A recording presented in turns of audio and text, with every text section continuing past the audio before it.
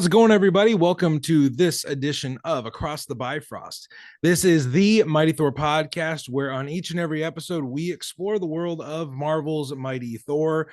On today's episode, we bid a sorrowful adieu to Jason Aaron writing the main Thor book. Yes, this is our second to last of the Jason Aaron retrospective episodes that have taken us all of 2022 to accomplish. You did it, everybody. You listened to us talk about so much Jason Aaron Thor that it took 15 parts to do this man's complete collection of stories, and I'm so excited to talk about it today.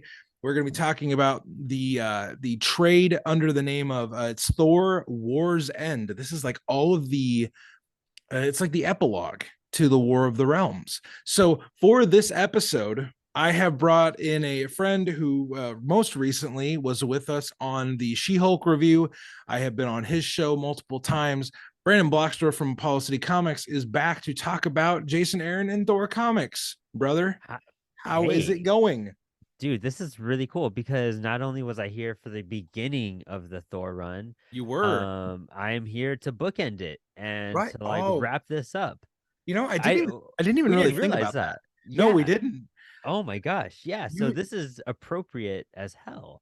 you Um, started the journey with Curtis and you. We talked about Gore the God Butcher and like God Bomb and God Bomb. Yeah, and that those were good days. Those were good. didn't I do another one? Did I do It, another oh, it was like the Garth Ennis one. That was a different Thor. right. Oh, we did Yeah. Thor Vikings. Oh Vikings. Yeah. gosh, Yeah.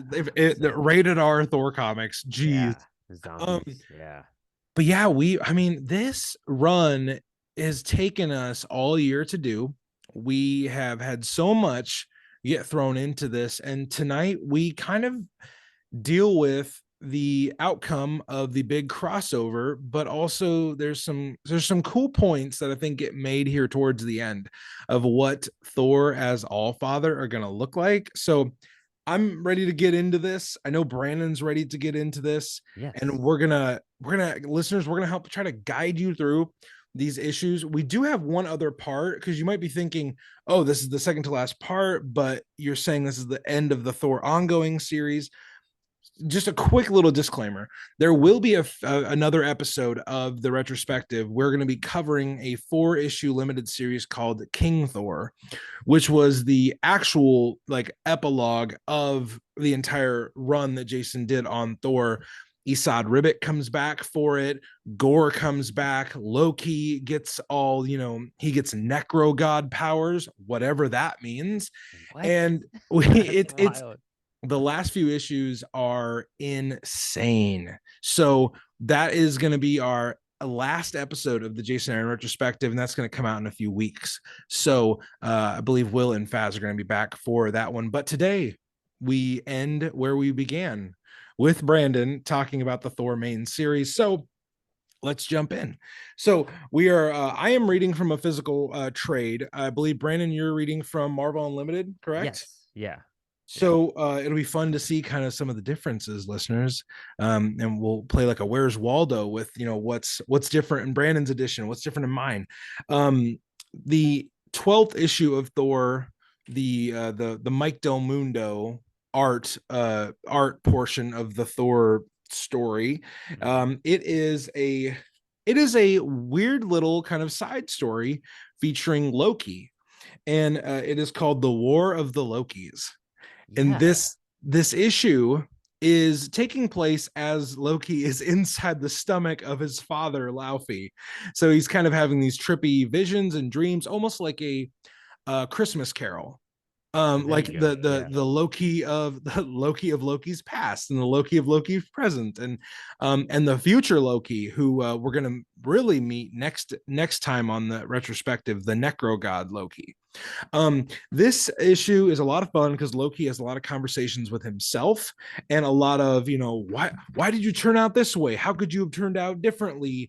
They see a young version of Malekith in this issue, and young Malekith breaks my freaking heart every time, Brandon. Dude, Absolutely every time. that's what caught my attention about this one. And you know what? I had to reread this issue twice because I didn't comprehend how wild it was to see like the past. I didn't realize I was past Loki for a minute, and then once you that like really clicks in, and it's super clear in the writing. It's just like you're so absorbed with like that design of past Loki and how war and destructive he was, and what he's doing to young Malkuth. Like Yeah. he shaped this entire thing, and it is kind of all his fault. And that was just like a deep cut, you know. And I mean, that's the cool thing about Loki. You just like, it's always his fault. Oh, Fuck, at the end and of the that's day, he always heartbreaking. has something to do with what's going on, Yeah. either it passively or actively. He's always involved on some level. Hmm. And I love my favorite line of this issue. It is Loki talking to Kid Loki, and Kid Loki kind of like says like, dude, you're pathetic. You're living, Yeah. you're living in your father's castle like a freaking rat in a hole. And Loki kind of fires back at him, and he says this on a few pages, and I believe it's halfway through the issue. He says, there must always be a Thor. I have heard it said, and I suppose I might even agree. But if Thor is the sword that protects the realm, Loki has always been the sharpening stone. That's In other true. words, I did the best I could for as long as I lasted. Now take me to hell, away from this wretched place, and let me suffer and die in peace. I So love how he, that has like a whimsical, like you saying it out loud, like you know what I mean? Like that's how good Jason Aaron is a writer. Like the way he hits certain, like that has to be like some sort of meter of like speaking the way it's that almost bounces. sing-songy. Yeah, yeah. And did you have any like lines or parts that really like stuck out to you, man? Because I know you love yourself a good story.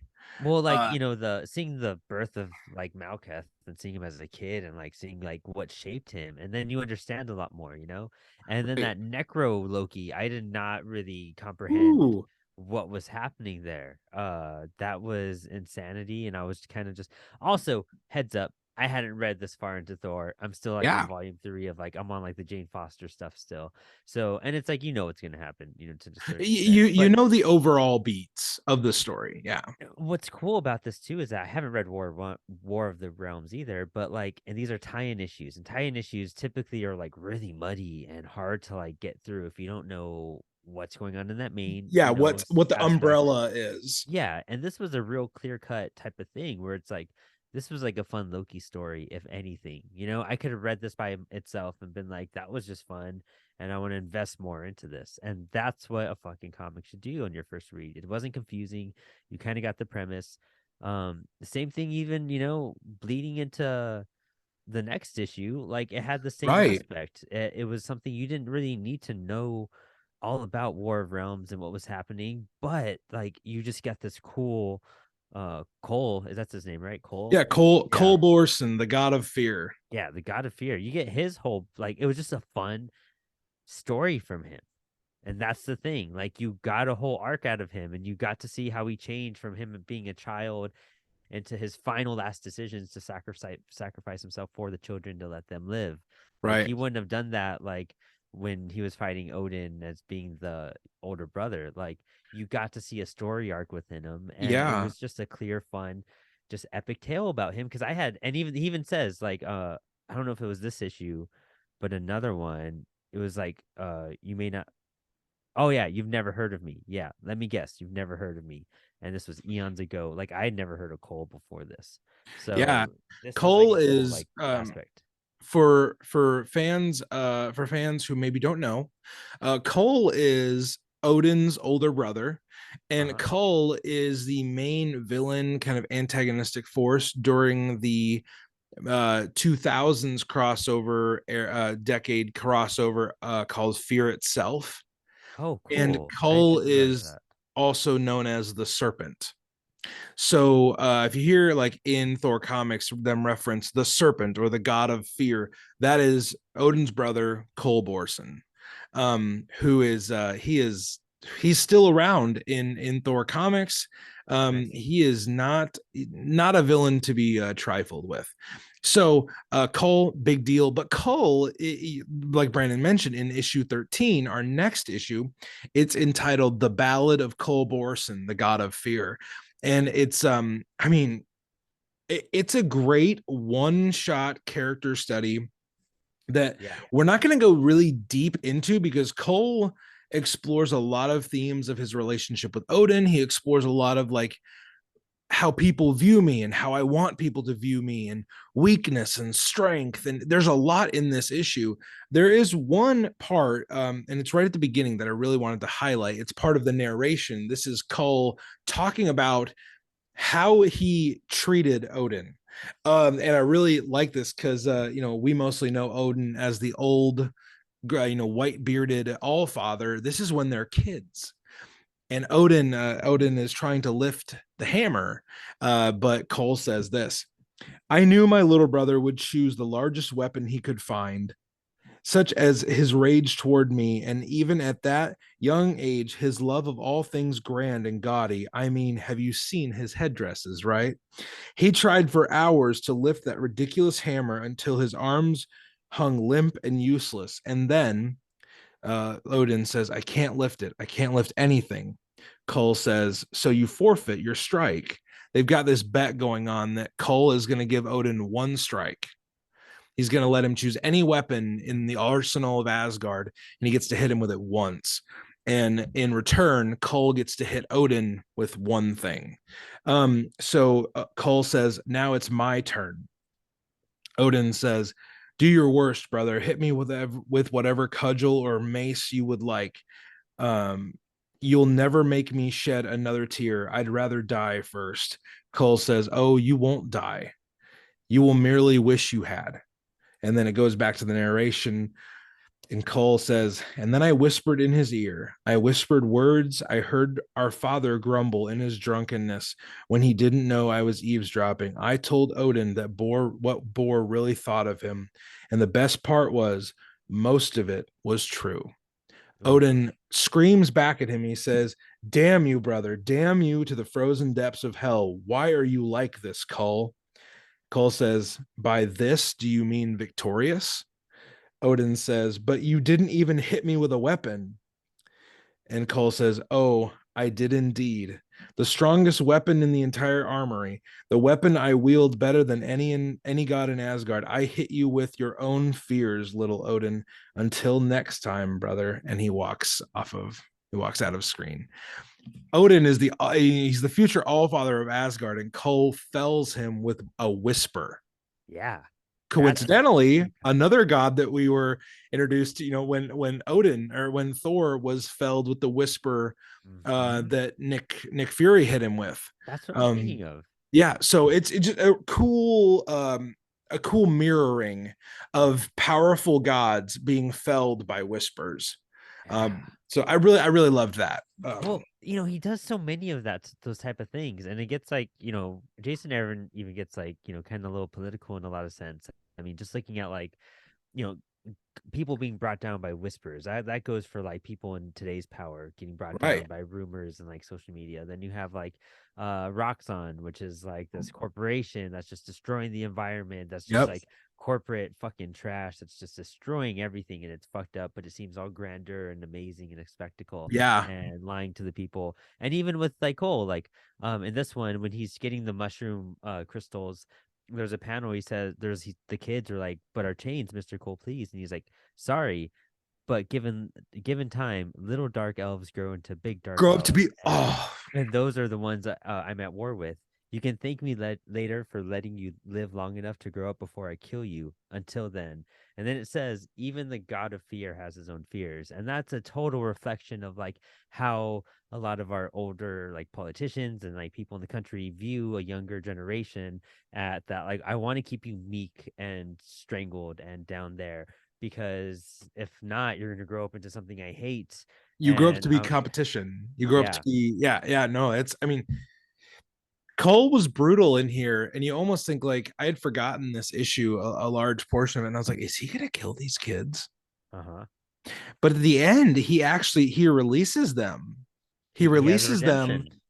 and he gets redeemed by kind of sacrificing himself so that these dark elf children, these slaves, can be freed.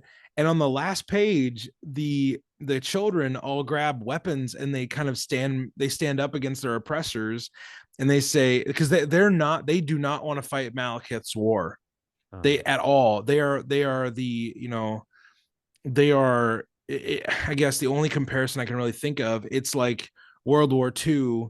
If you're a German citizen and you don't support the Nazi kind of regime, yeah. you're trying to, like, you want to save the heart of your country Mhm. instead of, go along with, this madman who's taking you, in a direction that you don't approve of. The kids all scream as they fight back. They say, "Death to the war, death to the old ways. We want the realm, or we want the realm, and we want it now. In the name of Kull, in the name of Kull." Yeah. Yeah. They're chanting the name of the Asgardian god of fear, who just coincidentally became their savior. Yeah. I love how it rewrites his like little history right there. The Right. chain breaker, there was something else too right after that. Oh, right. Um, Yeah, yeah, yeah. It's they call him like Kull, the breaker of chains. yeah. Yeah, no, it's really, really good towards the end. Um, the third issue that we're going to talk about is issue 14. This Yeah. issue is called To Hell with Hammers. And this is really the only issue that ties in and fills in a lot of gaps with where the crossover as a whole didn't go into much detail. This whole issue is through the lens of young Thor, and Hmm. young Thor not liking hammers. I mean, one of his first lines is, I hate hammers. Like, Yeah. I've always struggled with this thing, and it challenges me to be worthy. And he has this, this big problem with trying to lift the hammer, but he's brought into the future to fight this pivotal moment of the War of the Realms, where Malekith has kidnapped Odin and Freya, and he says only Thor can come through this like magical barrier. And Yeah. Thor thinks of a loophole, and he's like, well, it doesn't say that only one Thor can come through. It says only Thor can. So Thor, like present day 616 Thor, Jane Foster, who has she picks up the Warhammer of And she becomes like the coolest Doctor Who reference ever, the War Thor, and there was the War the Doctor War Doctor. comic. Yeah, yeah. Yeah, No, yeah, I like that. Um, and then you have All-Father Thor, or as I affectionately call him, Old Man Thor. yeah, Then you have Young Thor, and Young Thor continually tries to prove himself through this whole thing. He's brash and he's arrogant, and he is wrestling with, am I worthy? Or do I even want to be worthy? yeah, Is the hammer just a nuisance that I don't really want to deal with? There is a good conversation that happens beforehand where the old King Thor pulls him aside, and he says, young Thor, god of the Vikings, always quick to go rushing into danger, but you don't even know what sort of death trap we're facing here," talking about Malekith, yep, who we will get to on the next page. We'll see how he describes himself. That's a fun bit of description. So yeah, young Thor says, suppose I would rather be good at facing death, you ancient pile of dust and beard, for by the looks of you I live to be a few billion years old. All-Father Thor, is older than any other god that has ever lived, but know this, Thunder Boy, we are outside of our own timeline. We have gone where even immortals were not meant to tread, which means our destinies are anything but assured. Any of us can die this day. Then let us die like Thor's. And they all lift up their hammers, and they, say, hell, hell yes, let's go. Young Thor says, bah, you withered old lot. You can keep your damned mallets. I have the strength of youth and the rage of the Viking on my side. All I need is my axe, my thunder, and a goat between my the legs. goat between my legs is And then they really rush fucking. into battle against the scariest version of Malekith I've ever seen. Is that like Walter Simonson Thor, like the one with the eye patch and shit? Like, No, so that is the there throughout Jason Aaron's run. This is probably a good reminder for listeners as well. Is there's three versions of Thor that have been floating around in different time zones, three versions of Thor Odinson: the young Viking Thor, the modern age Thor, and the Yeah. All-Father Thor, who is from thousands and thousands of years into the future. He becomes the central character of the King Thor miniseries at the Yeah. end. And of course, then there's Jane. But yeah, these four Thors have been kind of the main driving force of the entire run. And yeah, they're all the past, present, and future Thors. They're all Thor Odinson, but just at different times. So they're not really, they're not different characters. They're just that the same character at different ages, if that Yeah. makes sense. It just seemed like that inspiration with the eye patch and like I mean, is that what Thor looked like at this point in this run? The oh, you're talking about the main present day Thor. Yeah, yeah. Yes. So during the War of the Realms, he sacrifices one of his eyes Oh to wow. gain the knowledge necessary to stop Malekith. Like fucking okay, that makes sense. Yeah. So, Okay. See, and like speaking Odin did to the world tree and shit like that. Like, right, yeah. right. So Malekith is imbued with the power of the Venom symbiote at this point. Now, keep in With mind, with Knowles yeah, symbiote. he's got the, very necro sword esque vibes to him. Yeah. And he describes himself this way. He says, I am the this is the symbiote of Null. It has been engorged by my magic. Call it the symbio sword, the venom blade, call it whatever you like. Just call me the butcher of Thors.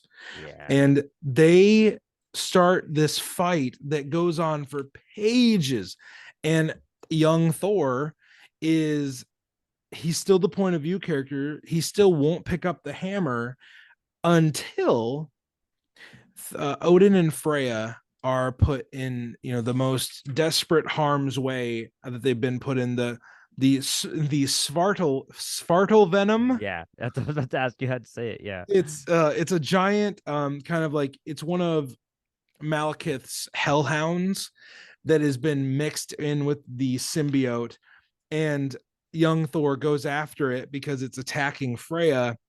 And out of nowhere, the hammer, because of his action to go after it and save his mother and father, he grabs the hammer, and all the lightning and the thunder, he shoots out from it, and all these venom symbiotes are dispatched. And there's a moment here at the end where young Thor is holding the hammer, and he says, he's like, "What? This hammer is yours." Talking to the old King Thor, he says, "Oh my gods." Old King Thor says, "Thor and Jane are dealing with Malekith." And that's happening, in the part of the big crossover that's covered in the main, comics of that part.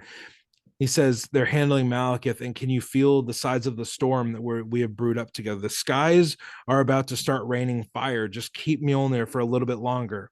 You've earned it.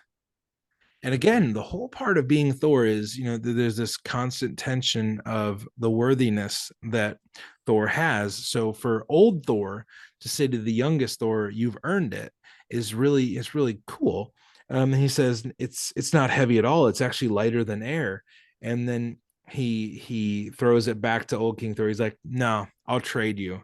And he hands him his axe back. And then they just start going to town again. He That just makes says, him more worthy at that point. Like having the power in your hand and being able to run with it and just, yeah, still stepping down to like what you know is right at the moment.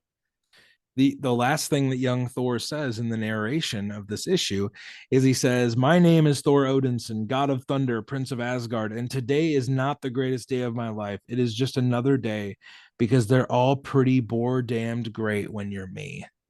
That's so cool. So that is the kind of the end of that issue. Also is the from the Thor ongoing series. That is the end of War of the Realms right there, because War of the Realms is closed out in the next issue of the main event title. Do you see any of that fight in the War of Realms or no? Do you see any of what fight? That Malketh fight? Like Oh in yeah, that the last issue is almost exclusively that fight. okay, cool. Nice. That's So interesting. much like some listeners, I'll suggest to Brandon, because friends suggest good things to friends. But also listeners, if you have not read War of the Realms yet, go read War of the Realms, and then go listen to our companion conversation with Ryan Panagos, Yeah. where we go through it, not in detail, but we go through the main themes of the crossover. And Ryan, I think Ryan, being a close friend of Jason Aaron, like he kind of understands how to view that story, and I really like how Ryan broke that down. So just a little bit of editorial, go check out that episode after you've read the crossover.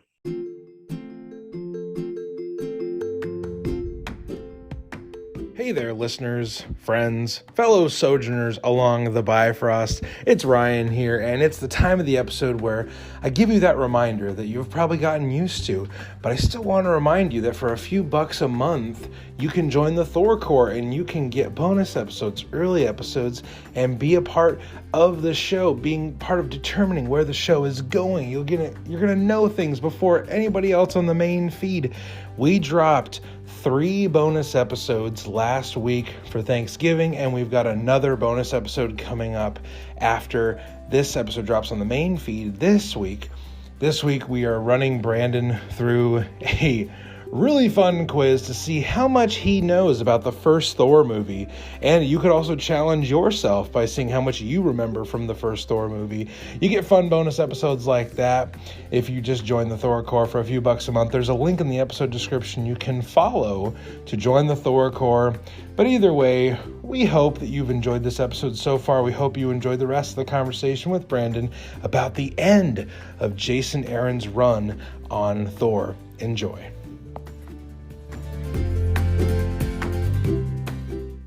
Here is where the story starts to wrap up. It starts to conclude. And the next few issues, 15 and 16, are kind of a prologue of not just the War of the Realms, but also a prologue to the entire series that we've been leading up to this War of the Realms for years, literally years on this book. And now the big event is done. And I actually think what's crazy is that where I am in the Jane Foster stuff, they start talking about the War of Realms is coming. And that's like way, way back when, Yep. like her first or second miniseries at that point. They start talking about War of the Realms a long time in the past. Kudos to Jason for long-term storytelling. Yeah. And always having that kind of that North Star Mm-hmm. to go towards. Like everything leads to War of the Realms. Everything leads to it. But I honestly think, Brandon, like issues 15 and 16 are my favorite issues that we're covering today.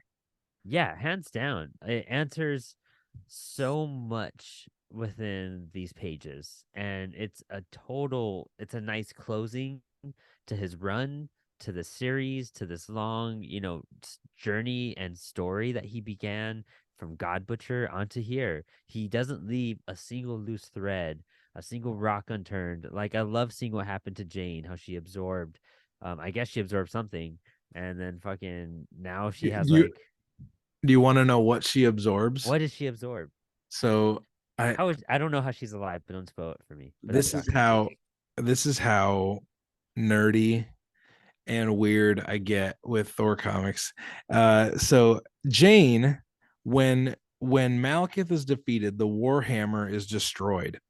And when the Warhammer is flying back to her, it comes back in this like amorphous, like gold kind of elemental, look to it, and it starts wrapping around her arm, and it becomes Undjarn, the all weapon.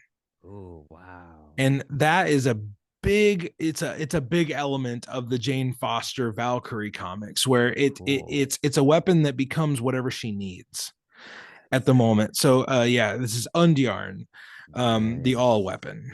So sick. yeah. Anyway, that's just a dorky Thor flex right there.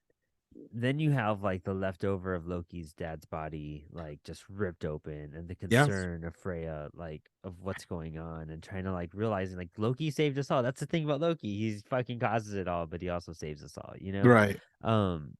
and him taking over the frost trolls and shit like that, and seeing what they do with Malketh and that crazy prison that they've created for him. Oh And we yeah. think it's going to be so dark, but it's not. I love that. I think that was Punishment. a nice. His punishment is so awesome. Yeah, tell us about the punishment. Just like recap it. So okay, so I'll tell that part once after. I'm gonna read the prologue real Okay, quick. yeah, yeah, This so issue 15 starts with a prologue. And it says the war of the realm is over when the dark elf king Malekith gave Thor an ultimatum to face him alone or witness the death of his parents. Thor sought out the world tree, not growing from now growing from the sun for answers, and he found them. Gathering Thors from across space and time, including Jane Foster as the War Thor, the god of thunder confronted Malekith and with the wisdom of the world tree and the energy of the mother storm, reforged the lost hammer Mjolnir. Now Malekith is defeated. Loki is resurrected after bursting through the stomach of his father, King Laufey. Jane Foster is on the verge of a new transformation after the War Thor's hammer broke apart, and Odin has just declared his son the new All-Father of Asgard. Things are changing in the Ten Realms, but what happens next? So, at the end of the War of the Realms, the last little thing you see on the last page is the end, the beginning.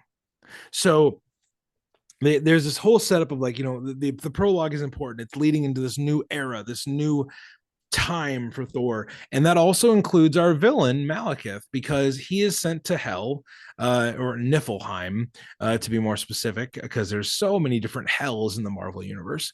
But he's sent to Niflheim, and the queens of Niflheim are Hela and Karnilla right now.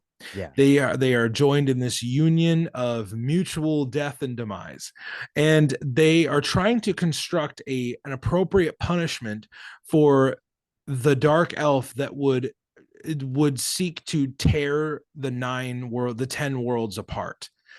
What is a punishment fitting enough for the being that declared war on the entire world tree? So Malekith doesn't fear pain. He doesn't fear death because he actually enjoys death. He enjoys pain. He's a masochist on a universal level. What would be the worst thing for Malekith? To repaint his life as it could have been, to yeah, repaint his life as this idyllic, hopeful, almost peaceful scene where his dogs all like play with him in the rolling hills, and he has this fun, he has a childhood. He doesn't yeah. his He gets to childhood, live his life yeah, finally. Like, yeah. That is the biggest punishment they could ever offer Malekith is happiness, mhm. wholeness and hope and joy. And Malekith hates it. Like he absolutely hates it. I'm gonna flip to the pages because I just this the lines towards the end are so good because he says, um, oh goodness, yeah, so the narration goes like this: from horror a beauty to boggle the mind and take the breath away even among the breathless. From suffering comes justice, from sin divine retribution. Through war comes peace. And there's a little line where Carnilla says, indeed, and here is Malekith, the elf boy, the corpse burner, the war slave, long may he frolic. And it's Yes, I this love image that. of him playing with all the puppies. The narration continues and says, a freedom never ending like the screams of Malekith, screaming for the loss of self and the horror of what could have been. I mean, Yeah. come on, Jason. Your pen Fucking must have been great. on fire.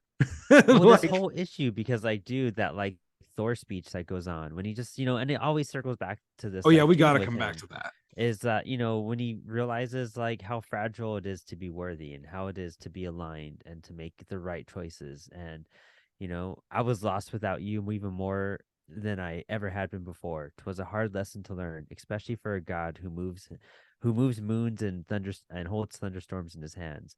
Even after all these many years, after a life lived among the highest heavens and the nethermost hells, worthiness is a fragile thing. And so, so the hell is the mighty Thor. And just admitting, like, this guy, what he just said, Yeah. you can fuck with moons and do all this crazy shit, and still, like, he's still fragile. Like, he's still things happen and it impacts him. Doesn't matter how strong and powerful he is. Like these things at the times he breaks. And he even says, I pray that never changes. He never wants to stop being fragile. He never wants to stop, questioning his worthiness and keeping himself in check. Um, the day I stop struggling to be worthy is the day I lose the storm for good. And the day Gore is proven right once and for all. And that's just like the ultimate evil that we started the story with. He's just Right. like, the day I stop, you know, so the day I stop doing what I do, that's when like everyone's right. And you Yeah. don't want everyone to be right. You want to prove it to yourself that you could fucking do it. And you want to prove everyone wrong. That's like instead you couldn't, you know? Yeah. There- Um, that's the There's deep a cuts with Jason Aaron when he does ooh shit like boy. that. Yep. Yep. He's known to cause a tear or two. Mm-hmm. There's another great moment that I just want to highlight here towards the end, and then we'll get to our last issue. Is Odin and Freya walk into the throne room as just after the moment that Brandon referenced there, where he's talking to the hammer. The other Thors show up, but then Odin shows up with Freya, and he says, I know what you need, Thunder God. I have always known. I was just too weak, too much of a damned coward, but no more. Odin is the way and the wrath and the wonder, quoting back to some old Stan Lee hyperbole. Mm-hmm. Odin is the all god. Odin is Asgard. And Odin is proud of you. In the name of all the gods, I am proud of my son. And then the narration goes back and it says, the horrors of war sometimes bring more than ruin. War can give birth to miracles as well. And I love that moment that Odin finally, after years and years of Jason writing this character, Odin and Thor have not seen eye to eye most of Ever. any of this run. Yeah, yeah. And Odin finally says, I'm proud of you. Like you are, Yeah. he kneels before him in the end of War of the Realms and declares him all father. And he says, I'm proud of you. And I absolutely love that there's redemption for that father son, that very tenuous, very stress inducing relationship that they have. I love how Jason chose to end their relationship. But Well, exactly. That his speech at the middle of this issue, dude, made me straight up fucking cry today. Like, it's amazing because what it does is that it reminds you what this character has shown us, and it reminds you what right. we've seen this character go through. Um, he said he's prepared a speech, about how he changed the lives of everyone here, it saved us, inspired us, outrank us. He showed us how to soar as a god, to walk as a man, to rage as the mightiest of storms. He showed us all how to fall with grace and rise again, stronger than ever, how to rise above our unworthiness by owning it. I wanted to speak of how he showed us these such things and so much more, all of us. No one knows more than me. I want to tell my son that my greatest pride as a father is to see myself surpassed by him in every way. Man, that's just Whew, oh, buddy. dude, yeah, I got teary-eyed reading that. That's like so great. And I mean, for what you're saying with their like relationship between the two and seeing, kind of reflecting back to this long ass run that we follow Jason for and this character that we love and what he's proven to us and for what we can do, how, he's inspired us just to keep on going every time Yeah. and from being unworthy. And, when you feel unworthy and you don't feel like, holding Mjolnir isn't just like, he's a god and it's badass, but he's like, Yeah. there's a thing behind it. Like, and people overlook that. And that's why you've covered this entire run is to prove how to like go from being on top of it all to crashing and coming out of it and coming out stronger and better by Yeah. just continuing to pursue what you do. Yeah. This last issue is a fitting close Yeah. because it's Thor's feasting day. It's Thor's, it's the prelude to his coronation. And where is Thor? Thor And is kicking ass and just being a he fucking god hero across the universe. Like, but not in the way that most people would think in a superhero comic. And yeah, he it's not is Superman. He's not saving kittens. He's not pulling people out of like burning buildings and shit.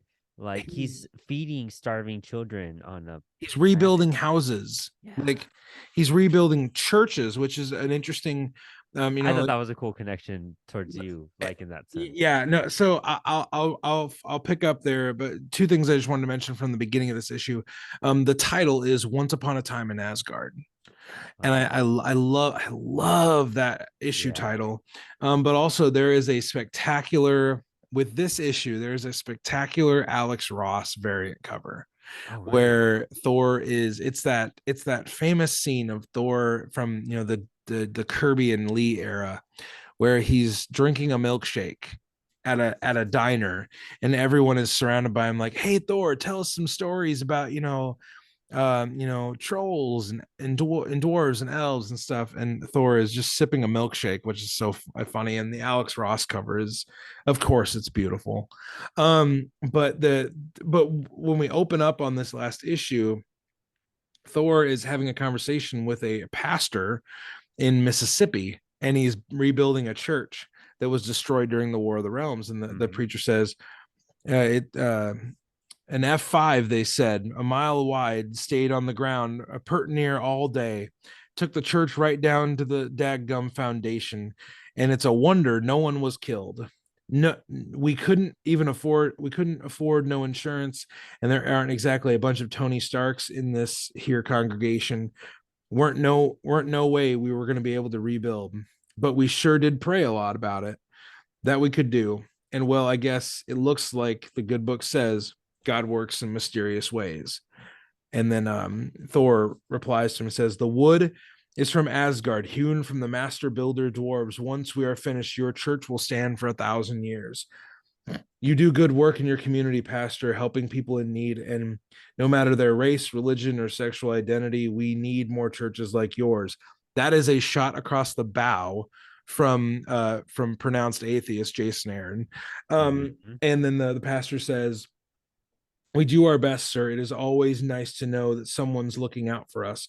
We surely do appreciate the help, but a fellow like you, Mr. Thor, I gotta ask, isn't there somewhere else more important you ought to be? And Thor just, as he's hammering in a nail with Mjolnir, he just says, no. Yeah. And you find Straight out up. that it's the No. day of his coronation. Yeah, exactly. Like, and that sets up what a good setup. Like, you already know the answer to everything. You know what I mean? In those 2 pages, and you get why. And you see his mission going through while they're all waiting for him, but he's like too busy trying to serve and be a king that serves. And I love that they that Jason doesn't end this run with Thor being the warrior that kills and defeats the most bad guys. Mhm. He becomes a servant king. Yes, like a And gracious servant king. Yeah, exactly. he is Like, humble. He is more interested in rebuilding the worlds mhm. than, just jumping off to the next conflict. He And actually I wants to mean, be a serving those leader. kids who, like, they just said we were brought up on war. We don't know how to farm. We know how to make weapons. Like, we can't survive anymore. And he's the one feeding them and I giving was them actually going weapons. to read that one next. Okay, yeah, that's like, I mean, it's a good one because we go to Svartalheim, which is Malekith's domain, and Malekith, he the first people that he overtook were his own people. hmm Malekith was not this, savior of his own people. He imprisoned his own people. yeah, That correlates to, some real world examples. hmm The first countries that often get overtaken are the ones that, are the home to the tyrants. yeah, So we go to Svartalheim, and the dark elf children, it says, I've never prayed before the war. It was not allowed, so I'm sorry if I'm not doing this right, but we're just hungry. All the food we had went to feed the armies. Malekith only ever trained his people for war. I know how to forge venom-tipped, fang-barbed arrowheads, but not how to farm. Please, in the name of Kull the Liberator, they're yeah. invoking that, that I the love Kull's that. name from 3 issues ago. Say, someone help us, or the dark elves will starve into extinction.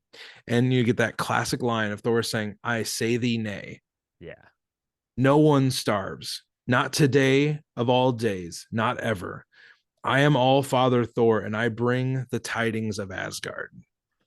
Like that is like it's one page. That's Yeah. all on one page. Yeah. That's fucking Jason Aaron's like masterful stuff. I mean, the last part I'd point out is like then you see young Thor and he's walking by the weapons and he sees Mjolnir and Right. he's like amazed by it and he approaches it, but then he holds himself back. He holds back the urge, controls himself, and he's like, you can wait. I And then can he wait. just Yeah. yeah, it'll Isn't that happen. great? I can Yeah. wait. Um And then it just leads into I let's guess. let's Oh read yeah. how it ends. Yeah. This is the last two pages. Odin is frustrated he didn't get to say the speech, and Freya is just like, "Come on, let's leave Thor to do his thing. Like he'll figure it out. Like Mhm. we love him. He knows we're proud of him now. Like let's just let him do his thing." And this is how the ongoing series written by Jason Aaron ends. Old King Thor, he is out, overlooking Asgard, the Rainbow Bridge, all of it, and he says, from the ruins of the past to the crumbling desolation of the future, all that work yet to be done for the newly crowned All Father, all ultimately for naught. If only I could have told him what a curse the crown will be. Congratulations, King Thor. Now you get to outlive everyone you've ever known. Every realm, every world that you've ever saved, you will be there to watch the final whimpering death of our entire universe and be unable to do anything about it. How does that sound, mighty king? And then these tendrils of black energy consume him as we hear this maniacal laugh from off panel. We flip it to the last page and we see a very dark, very sinister looking Loki. He says, "That sounds right. That sounds about right to me." Yeah. That was And a sweet oh man, what a way to end it. And of course, leading to King Thor, which is this the is to be King continued Conan in King version of Thor. this. Like great stuff, man. I'm so excited to finish catching up reading the rest of the run. It's been so Yeah. great. And this like by itself individually, like I don't feel spoiled, you know what I mean? I'm already No, reading the no. main run, like it wasn't like one of those things. Kind of just appreciated it, like you Yeah. really see the scope and how far it goes and just how great of a writer Jason is to connect stuff and kind of reading the ending and I'm in the middle and I'm seeing the way it's all, it's very fresh all in my head right Yeah. now. You've read So the well chapter of constructed. the book, but you still Yeah. see how it gets filled in along the way. Yeah, because there's so much that is just intriguing. You can't really just stop. You want to like see the lead into this and the results and see how it's played out. And you also get to see how well he laid out the story. That's Yeah. great stuff for what you're saying, the long-term storylines and, that comic aspect. So Um, there's there's I originally I asked Brandon about doing something towards the end here, but I feel like maybe it's more fitting to end the episode this way. I'll just say this. Go follow Paul City Comics. Paul City Comics has a lot of fun stuff going on right now. On Instagram, just go check out all their stuff, the punk anthology, all of that. Brandon, is there any other like small little plug you want to do there before I do this ending? no, that's about it. Yeah, just keep up with our Instagram. We'll be doing drink and draw again soon, but we're making comics, so Awesome. it'll be fun. Uh at Mighty Thor Podcasts. Go review the podcast, go do all that. I really feel like we need to end this episode the way Jason ended his run. Um, and that is reading the letter page. Oh, shit. So listeners, we love you. You guys are awesome. Um, we got a lot of great episodes coming out in December, but we're gonna end this episode the way Jason ended his ongoing series of Thor. And we're gonna read his letter page. Well, this is the end for me of sorts. With this issue, I have now taken our present day Thor just about as far as I ever will. He has survived the God Butcher, unworthiness, and the War of Wars to become the one eyed, one armed, Mjolnir toting King of Asgard. Sounds familiar, doesn't it? Who knew that wild adventures lie in store for the All Father Thor? Well, I've got at least a little idea of what's coming for the God of Thunder, but more on that in a minute. I'll save my 7 years worth of thanks and blubbery goodbyes for a few months from now. But I do want to take a moment to bid a very heartfelt adieu to Mike Del Mundo. I've been very spoiled when it comes to artists for my Thor run, going back to Asad Ribic at the beginning and continuing on through Russell Dodderman and Olivia Coipel, all artists, all artistic heavyweights at the peak of their prowess, each with their own wildly imaginative and distinctive styles. That's a tough group to follow, but Mike took the Asgardian baton with the latest volume, with the rebirth of Thor Odinson, and in a very much made the character his own, made Thor's entire world his own. No one in comics or anywhere else is going to out imagine Mike Del Mundo. The wild life and pure uncut passion and beautiful weirdness he injects into each page has filled me each and every month with complete and utter joy, awe, and gratitude. Thank you, Mike. It has been a thunderous pleasure. So, where do we go from here? Well, back to the very beginning in one sense, and all the way to the dark and dismal end in another. The end of everything that's ever been or ever will be. The last Thor story. That's what awaits you in the pages of King Thor, along with the triumphant return of Esad Ribic, maybe a few other good friends as well, as I try to say goodbye in style.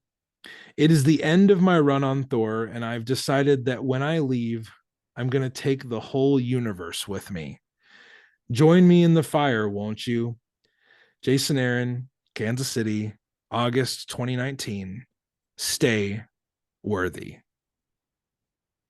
Nice. Jason Aaron. Yeah, dude, that's such a great letter page right there. Mike Del Mundo, I didn't realize he did the coloring a lot on a lot of stuff too. I mean, dude, he's awesome. Mike is one of those artists where I can honestly say, in my immaturity, starting out reading comics, I was like, this is too weird. I could see that. I could definitely see that because it's like a little thick lined and real, not like rigid, straight cut. It kind of Yeah. has like a blend and a flourish to him. Yeah. His letter page, it's super sweet. It's let me see it. This book has been such an amazing ride. I feel like my art flourished throughout my run, and I'm so proud of what I was able to accomplish. It's all because of the complex, fun, emotional, action packed scenes and intimate moments that Jason writes. I've been truly spoiled by how Jason crafts this beautiful story, and I'm super blessed to be a part of his epic run. So many standout moments, from Tooth Grinder driving Thor's boat and to Odin's and Thor's father-son scenes, the battle scene with Juggernaut, Baldur's monster truck, Loki and his father's relationship. There's Roz melting away a frost giant, Thanos and Hela's breakup, Thor's torture scene with angels, and I can't forget the murderous dog, Thori. There's so many other scenes to name. Thank you, Jason, for making me part of your story. It's really been surreal, and I hope we can do it again.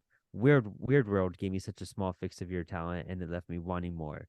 Finally got it with Thor. Thanks to Will Moss and Sarah Brunstad for an amazing job at calling the plays in this book and making sure each detail was carefully looked at with love, and also guiding me through this whole process. Joe Sabino, your lettering is impeccable. Thank you. Marco, I couldn't have finished this book without you. You're the best at setting the stage and laying down that lighting. I also love the names you make up in the layers palette.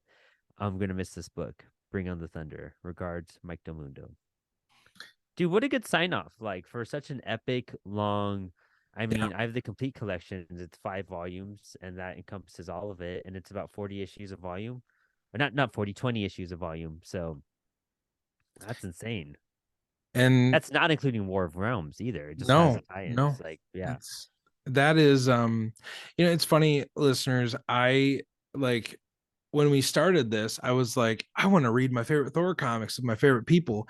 Mhm. And I'm now just like appreciating these stories in a whole different way because Jason Aaron's Thor came into my life at a time when I was I was in kind of a personal kind of upheaval.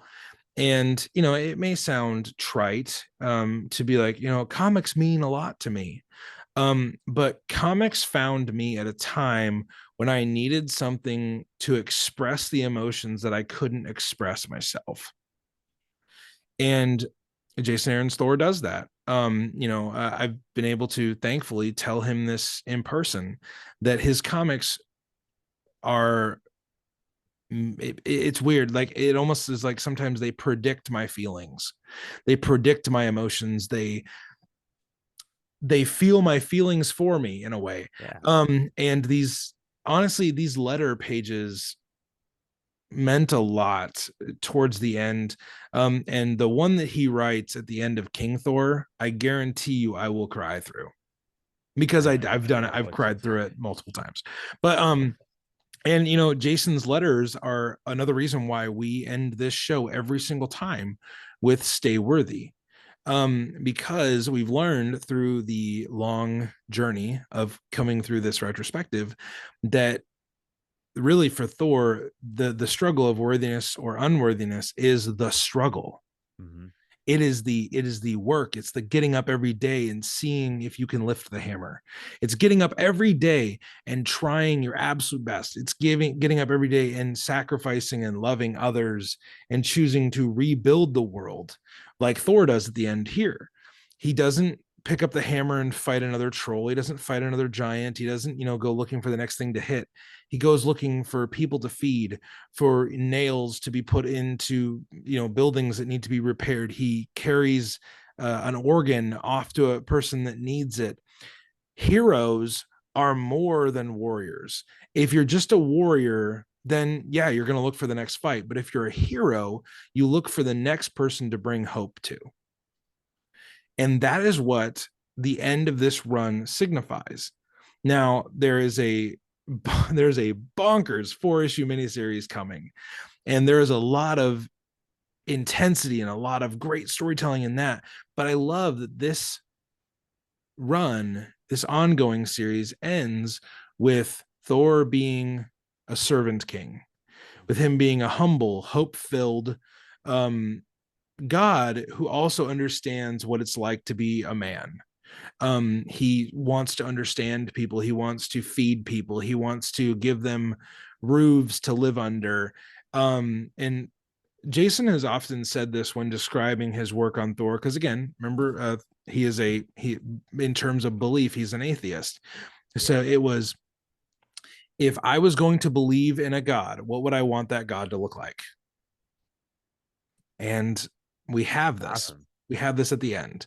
So I love that we end our show the way Jason ended his run, and we remind people to simply put, wherever you're at, whatever you're doing, whatever circumstance you are in, continue to strive, continue to work, continue to achieve health, friendship, joy, happiness, hope. And remember, everybody, stay worthy.